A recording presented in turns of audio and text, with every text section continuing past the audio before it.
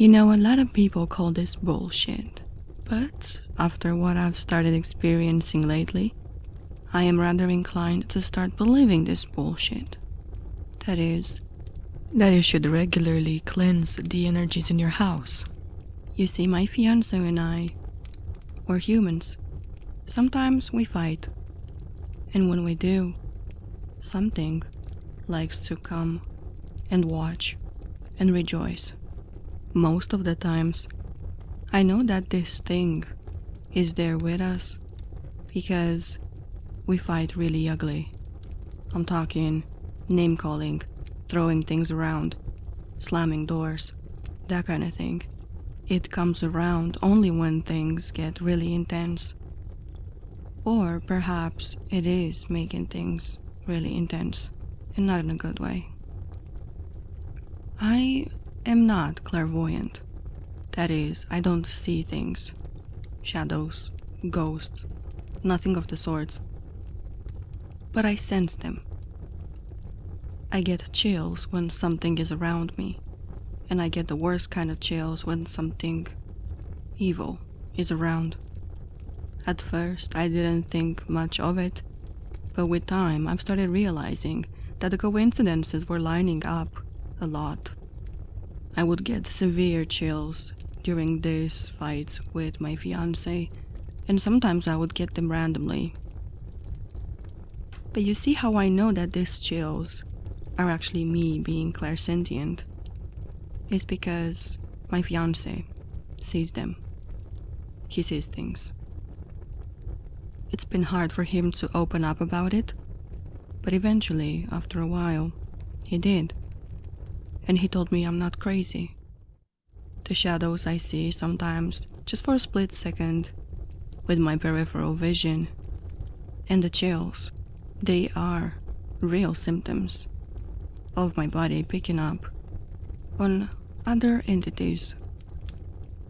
One time, after one of these severe fights, when my fiancé and I were still apart, I asked him to check my house on video call and see if there was anything lurking around, and sure enough, something was there. We went from room to room, and I pointed my camera at every single corner. Eventually, we found something in my spare bedroom. My fiancé opened his mouth to speak, and I saw terror on his face. Bring your sage, he said to me, and I instantly got chills all over my body. I closed the door, and I paused for a second. I laughed. I was terrified, and I couldn't do anything else but laugh. Is there something in that room? He said. Is it a ghost? I asked. No. What is it? You don't want to know. Just bring your sage. Okay, I'm doing that. And I went straight to get my sage, and I lit it up. I took a deep breath, and I reopened the door to the spare bedroom. Where is it? I asked my fiancé. Right in front of you. I thought I was gonna faint, but I took a deep breath, and I started waving my little smudge stick around. Is it working? I asked again. Not exactly. What do you mean not exactly? What is it doing? It's just standing there. Oh, for fuck's sake. Like what? Is it watching me? I can't tell. Well, does it have a face? I mean, it has a body, he said. And a face? I insisted. No, it doesn't have a head. Just keep the sage lit up for a while and go around the house, he told me. As you can imagine, I did just that, and I was still on a video call with my fiancé. I didn't have the guts to face this thing alone, not knowing where it was, not knowing if it was right behind me, and I could still feel the chills. Anywhere I went, it seemed like it was actually following. I asked my fiancé at some point while I was sitting on the bed, is it here now? 'cause I just can't get these chills to go away. Let me see," he said, and I showed him around the bedroom. "Yep, it's right there." "Where?" "On the balcony." That's when one of my cats came in and started meowing. I looked at her and I said, "I think she can see it too." And I pointed the camera at my cat. "Yeah, most likely." She's staring right at the thing. My fiancé confirmed. "I don't get it. How do I get rid of this thing? Just relax and try to get yourself in a good mood. Are you holding on to any resentment from earlier? From the fight?" he asked. "I mean, no, but I'm still upset that it happened. Just forget about it. Forgive and forget." This thing had a really heavy energy, and it was feeding off my fear and sadness, and most likely of the anger that was let out during our fight. That was just the first time I've sensed it. The first time my fiancé has seen it. She keeps showing up. My fiancé told me after a while that it's a woman and her energy is completely off. We call her the witch, and we know she comes to bring havoc in our relationship and in our house.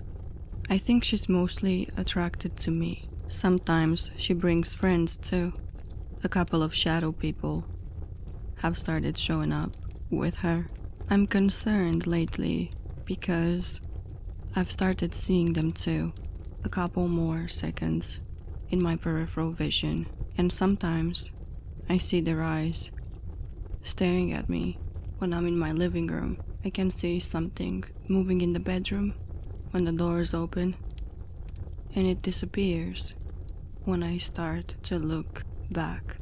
I've studied this for a while now, and I found out that you need to clear your house of these energies frequently. I would say at least once a week, especially if you have people coming over. I am a tarot reader as well, and I do work with people's energy sometimes, and I need to remind myself to clear the energy out after every tarot reading as well. You can do so with sage or incense sticks, and if you can't do that, then sound cleansing works as well. Play uplifting music or ring some bells. It helps. And tell them that they have no place in your house. Tell them to leave and send them into the light. Otherwise, they will linger and feed off of you. And if they get too comfortable, well, it's gonna be a nuisance trying to get rid of them. And one last thing. If you own one of those doormats that says welcome, I advise you to get rid of it as soon as possible. Before we go into the next story, I just want to make a little announcement that my oracle deck, the Ghost Oracle, is finally out, and you guys can check it out in the description down below. It will be linked with my Etsy shop. Thank you. Now back to the stories. Ask for the spirits. Do you want to strengthen your connection to the spirit world and see them ever again? To do this, think you are ready to make this commitment? Then just follow these steps to be cemetery or a graveyard of your choice, and bring with you a candle and something to light it up with, a sleeping bag. Then just follow these steps, and a cemetery or a graveyard of your choice, and bring with you a candle and something to light it up with, a sleeping bag used to get closer to the spirit world, and walk among the tombstones for a while until you have picked one tomb or crypt that you would like to use to get closer to the spirit world. You need to be spending the night sleeping on said tomb or inside your crypt of choice. If this already sounds disturbing for you, then I advise you to stop here. Do not proceed any further, because things are about to get much more interesting. Once the sun has fallen beneath the horizon line, light up your candle and place it on a tomb. Simply tell them that you need their help in order to note to the deceased using their name and their date of birth. The note should be simple, honest, and to the point.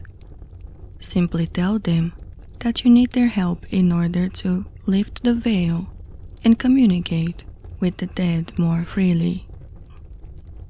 If it starts to flicker, it means that the deceased has approved your request and they are going to help you in your pursuit. Ripped. If the candle dies, then watch the candle. If it starts to flicker, it means that the deceased has approved your request and they are going to help you in your pursuit. If the candle dies, then pack your things and leave the graveyard or the cemetery.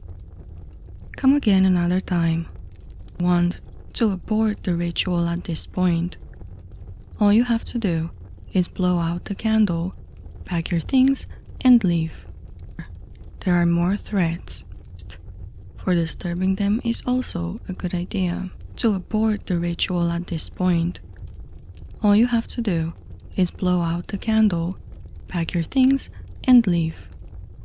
And wish to proceed. For disturbing them is also a good idea. On your grave of choice, giving you this information is also advisable. Have the pleasant surprise, continue the ritual, and wish to proceed. You will still be in the cemetery. However, you will not be alone. You will be joined by the spirit of the person whose grave you've been sleeping on. Of dreaming, tell you how to be able to see spirits, how to feel their presence, and how to tell of their intentions. You will be joined by the spirit of the person whose grave you've been sleeping on. Do they want to hurt you? How to be able to see spirits, how to feel their presence, and how to tell of their intentions. Are they friendly? Do they have good intentions? Do they want to hurt you? Feel free to ask for any information regarding this question you feel that you need. The spirit will answer to the best of their ability, and in exchange, they will ask you to give them an offering when you wake up. You can negotiate on the type of offering with them. Most of them will tell you that they want to be remembered, and so they will ask you to say a prayer in their name for a certain number of days.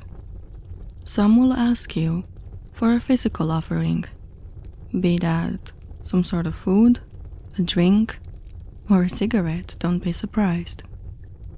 If it is the spirit of a child, they might ask for a toy or something to draw, something that they enjoyed doing during their lives. Something you should be aware of is that the spirits should never ask you for anything of your own. If they ask you for an offering of, say, a piece of hair or a nail, politely decline and offer something else instead from the aforementioned options. If the spirit asks for a couple drops of your blood, once again, you are asked to decline. If this happens, apologize for disturbing them and knock on their tomb 3 times. The dream will end and you will wake up. As you do, pack your things and leave the cemetery. Cleanse yourself with sage, incense, or holy water, and avoid burial places for a while. If the spirit asks for your name, you are in grave danger. I pray that you have enough control over your dreams not to give it to them, because if you do, the spirit will latch itself onto you and will haunt you, at best. At worst, well, you just got yourself a demon companion that will not leave your side for a good amount of time. There is no telling what this entity will do, but they will for sure interfere with your life, and rest assured, it is not gonna be benevolent. If everything goes according to plan, however, by the time you wake up, you will have received all the information you need to be able to see, sense, and hear spirits. I believe it should be understood that it is not going to be only human spirits that you will be able to perceive and make contact with. Also, it is worth mentioning that they will be able to make contact with you whenever they desire as well. Your new ability will also attract all sorts of spirits your way, so you do not have a choice when it comes to who or what you will be inviting into your life. Good luck, and I hope you will be safe. The Flash Game by Antarcticide. Have you been bored lately? Don't have anyone to hang out with and have fun? Well, if you're ever looking for a bit of excitement, then I have a game just for you. This is a game for one. However, you won't be alone, I assure you. So let's get started. To play this game, you'll need a few items and the right location. Try to find a place that no one has been to in a while. This can be an abandoned building, a secluded place in the woods, anywhere people don't usually go. You don't want anyone accidentally stumbling upon you in the middle of the game, and you definitely don't want to stick around afterwards. So playing in or near your own house would be a very bad idea indeed. It doesn't have to be a big area, or even an enclosed area, so long as it's private. It doesn't like too much attention. Now, once you've found a suitable area, you need to gather the supplies. You won't need too much, simply a deck of cards, a pair of scissors, 10 small candles, and a box of matches. Simple, right? Travel to your selected game spot at least an hour before sunset, and be sure to leave an hour before sunrise. Around midnight to 3 in the morning has shown to be the highest success rate to start the game. Once you get there, place the candles in a straight line, about a foot apart. Sit down at one end of the line of candles and take out the deck of cards. Slowly shuffle the cards, breathe deeply, and say in a low voice, "I'd like to play a game. Won't you play with me?" Keep shuffling and repeating this phrase for a few minutes. You'll know to proceed when you see the furthest candle flicker, as if someone was breathing on it. Stop shuffling as soon as you see this and place the cards in front of you. Look straight ahead and say, "Hearts for love, diamonds for riches, spades for holes, clubs for candles." And take the first card off the top of the stack, placing it down in front of you. If the card is a heart or diamond, then you're off to a good start. If it's a spade, then don't be discouraged just yet. But if you put down a club, then the furthest candle will be snuffed out. Keep pulling cards until you get a flush of hearts, diamonds, or spades, 5 of the same suit. The outcome of the game depends on which hand you get. If you get a flush of hearts for love, cut up the 5 cards into small pieces and eat them all. For the next 6 months, you will be able to catch the eye of anyone you take an interest in. If you have a significant other, then rest assured that they will stay absolutely loyal and devoted to you. And if you're single, then it will be no problem finding someone who suits your tastes. However, after the time is up, then they will no longer be obliged to stay with you. So you need to either put in the effort to keep their affections or play the game once more.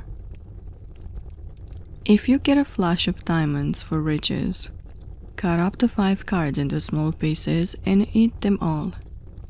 For the next 6 months, you will succeed in every financial investment you make. Your business, stocks, lottery tickets, they will all make you enough money to live more than comfortably. However, after the time is up, then your luck with money will be the same as before. So you need to either save up and make sure your financial situation is stable, or play the game once more. If you get a flash of spades for holes, then you will black out and wake up at dawn. Whenever you fall asleep for the next 6 months, you wake up buried alive 5 feet underground. Inconvenient, but you can get used to digging yourself out after a few times. I know you must be thinking, what about clubs? Why are the candles important? Well, every time you draw a club, another candle gets blown out, closer and closer to where you're sitting. And once they're all blown out, well, game over. Have fun, and good luck. Are you a fan of pottery? Well, you will be after what I'm about to tell you. I am willing to bet you have never heard about demon bowls, have you? I thought so. Let me enlighten you. Demon bowls are just pottery used to trap demons. They have been used for thousands of years, keeping some people safe, some fortunate, and some at bay. Originally, these bowls were designed to trap demons and protect families from their malefic influence. However, not long after that, people have started discovering that they could actually use the power of said entities to help them, and so demon bowls have switched from being a protective mechanism to a so-called magical genie lamp. While demons are not all genies and genies are not all demons, some of them can actually fulfill wishes under very specific circumstances. It is important to mention that not everyone knows how to harvest the power of these entities, and so this practice has been long forgotten by most. Entrapping demons is easy. However, having them work for you is not as easily obtained. Only trained practitioners and shamans know how to conjure these forces and have them aligned with their own interests. And so, if you are a mere mortal, chances are you would be able to entrap a demon but not make it work for you. Not without dangers, at least. So then, why am I claiming that this piece of information that I am giving you is so valuable for you? Well, that is because, for one, it can keep you safe, and two, it can make you filthy rich. You see, there is an entire industry that no one knows of that deals with the magical, with the occult, and for which people pay millions upon millions of dollars. Some of the most treasured items that someone would be willing to pay a fortune for is one such demon bowl. You will find people selling and buying these kind of items in spiritual shops, so look for the closest one to you and take a look. You will see these really non-assuming pottery bowls, most of them looking dirty, possibly even ancient, and some of you might say they look like plain garbage. To the non-trained eye, that's what they are. But to those who know what they can do, they are way more valuable than gold. So, if you want to make a fortune out of selling demon bowls, then here is how you should proceed in capturing your demons. As you can imagine, you have to first find a demon in order to entrap them, right? There are many ways to do that, one of which I do not recommend. That is, summoning a demon. Do not, under any circumstances, ever attempt to summon a demon in order to entrap them. You will not be successful in your endeavor, and I can assure you that the demon will want payback. It is unfortunate to know how many people have perished trying to do this.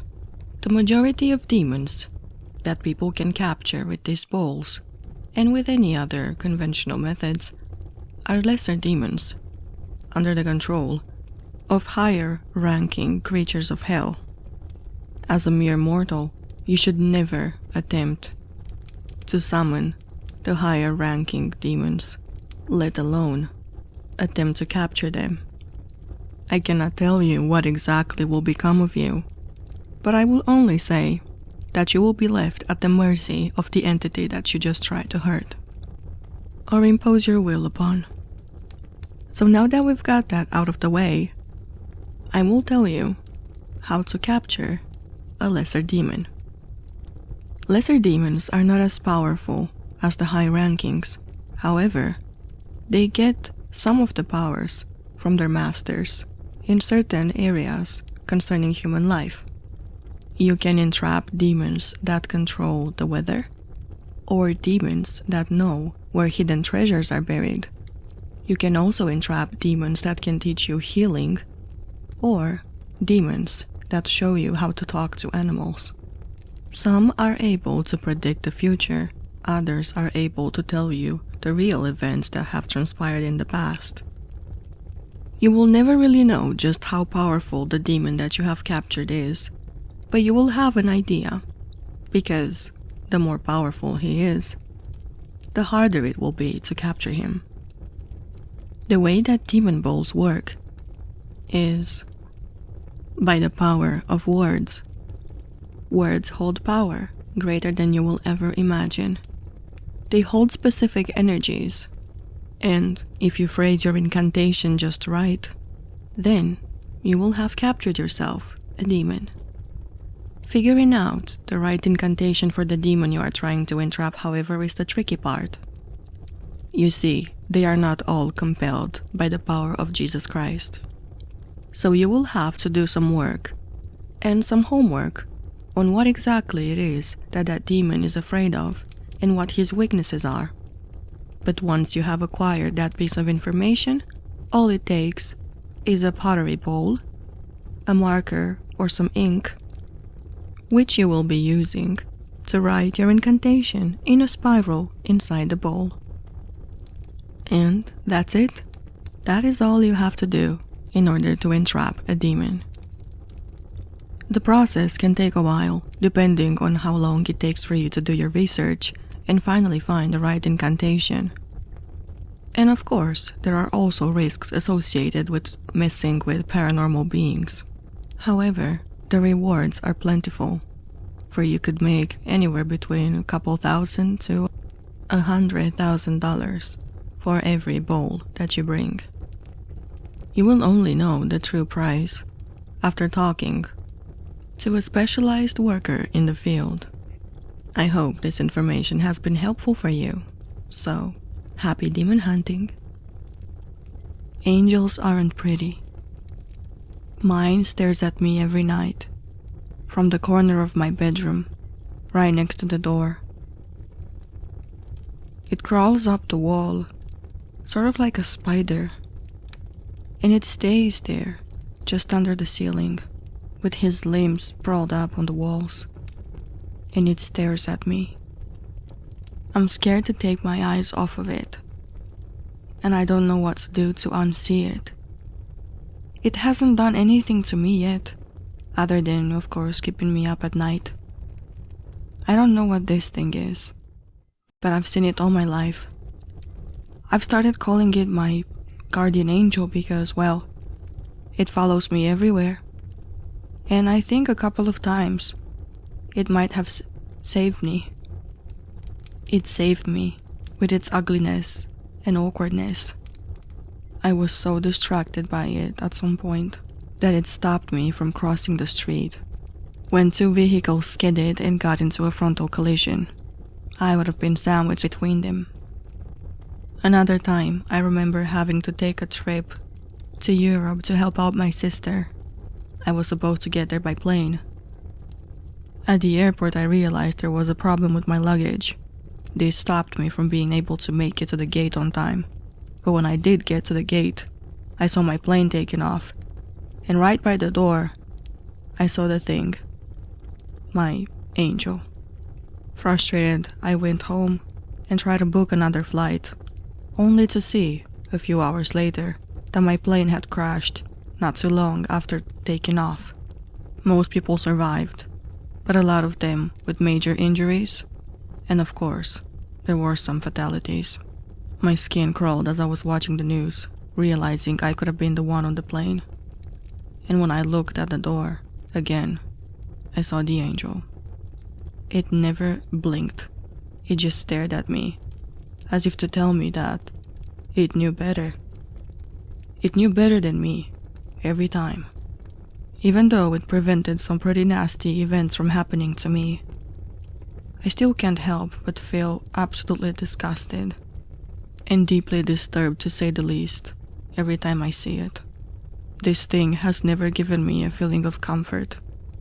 I never felt safe around it. Rather, it's giving me this eerie feeling.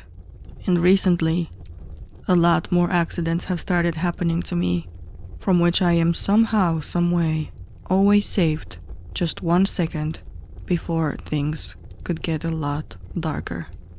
And you guessed it, every time this happens, it is there. So this got me thinking, what if this is not my guardian angel? What if this isn't an angel at all? What if it's a demon? But it couldn't be, could it? It never tried hurting me.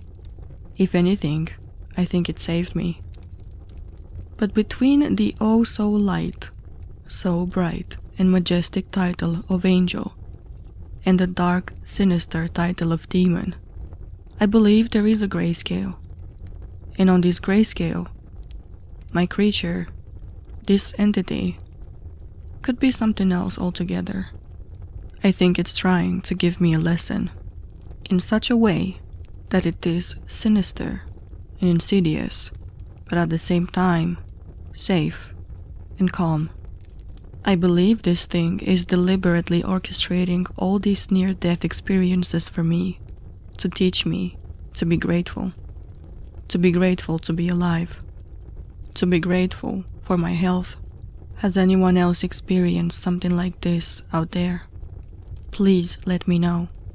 Because if I'm right, these things aren't angels.